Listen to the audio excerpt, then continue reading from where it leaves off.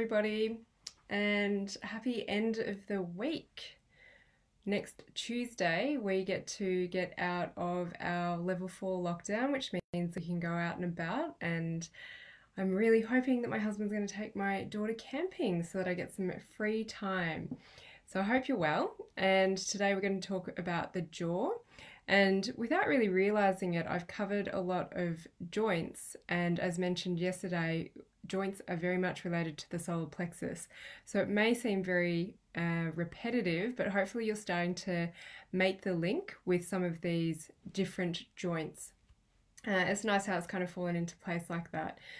If you are struggling to follow the posts, I post every Monday to Friday, usually in the evening. And if you just look at the feed, you can usually go to the sort button and pick most recent post, because sometimes it's the ones that have got more comments or more engagement on them that show up first. All right. So the jaw is all about speaking up and standing up for yourself. And yes, it's linked to the solar plexus, so I'll go over that again. Repetition is really good to remember.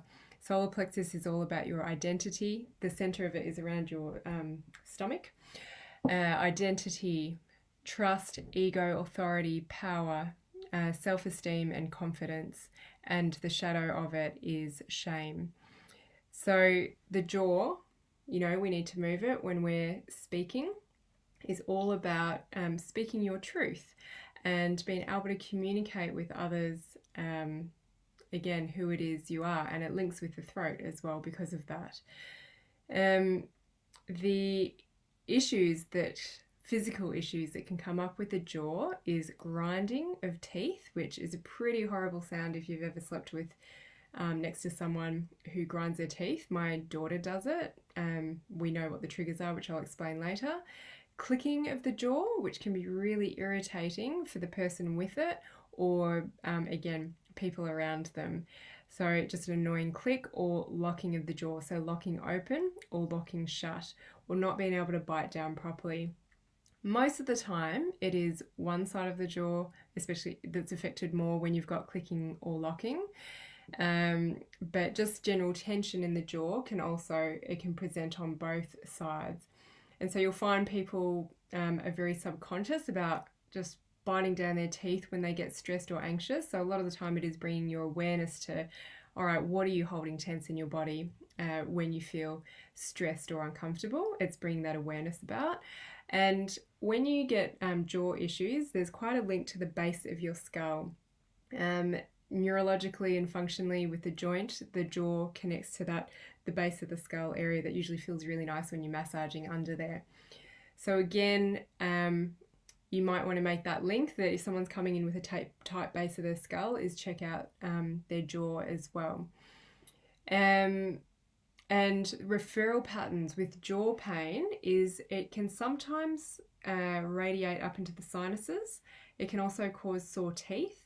And a really common one is feeling like you've got a sore inner ear. And this muscle down here often gets tight with the jaw. So again, just trying to make those links for you, because you may not realize you've got jaw problems, but you might have that tight base of your skull, or you might have ear pain. And then kids, I talked about grinding teeth or bruxism in kids the other day.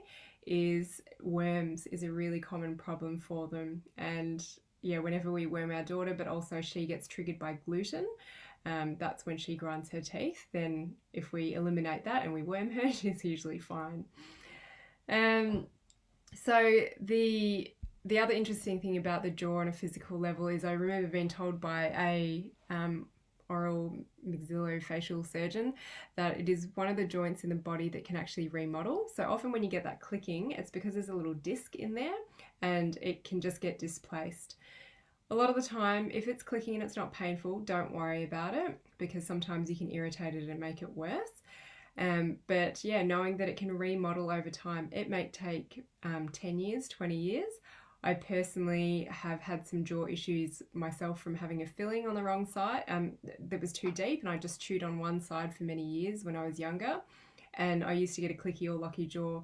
But about 12 years later, is completely fine as well, but I do also wonder if it has to do with me expressing myself more openly, especially around this kind of work that I really love, because that's when it turned around probably just 2 or 3 years ago. There's also a link with the jaw and cervix.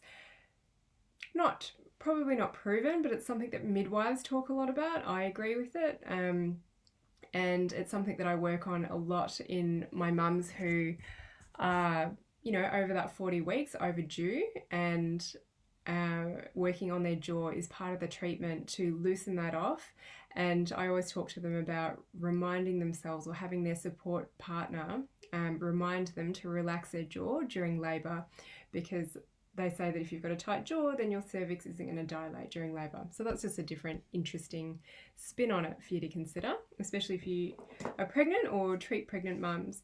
So the emotions behind the jaw is usually holding back. So you might be emotions like anger, frustration, but you're holding this back.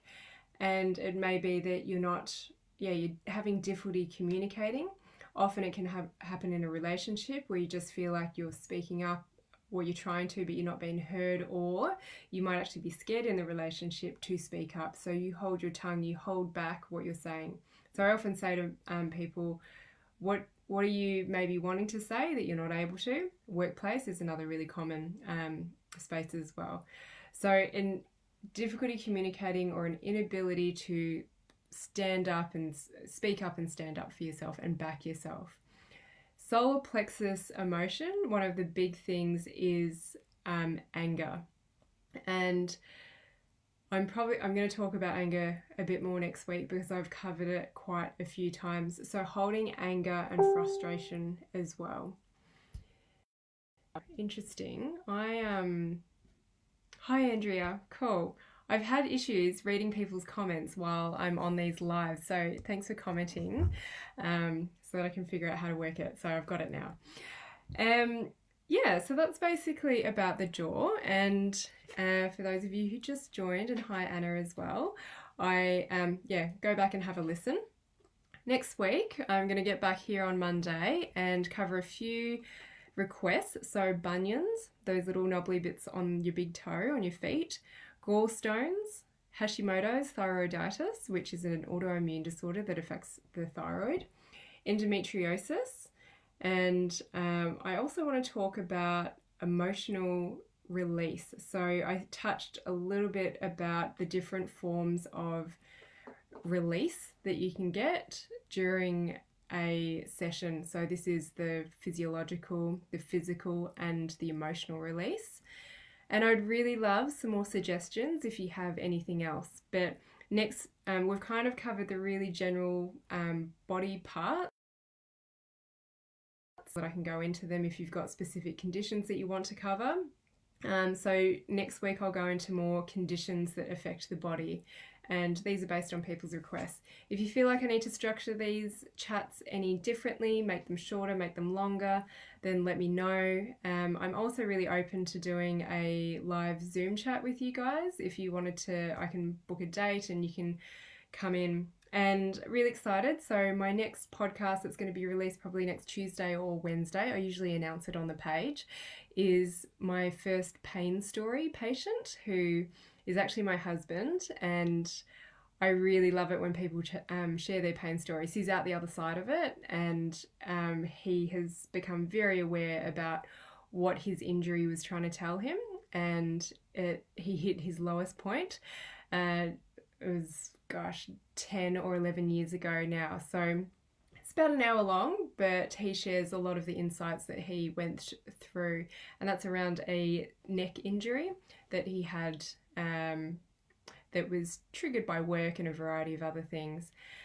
So I'm really looking forward to that coming out, and I am interviewing someone with cancer tomorrow, a good friend. And I've also done a great recording as well with someone with rheumatoid arthritis who is part of this group. So really looking forward to those coming out. Anyway, happy weekend, and thanks for tuning in as always. And please give me any feedback that you'd love. All right, see ya.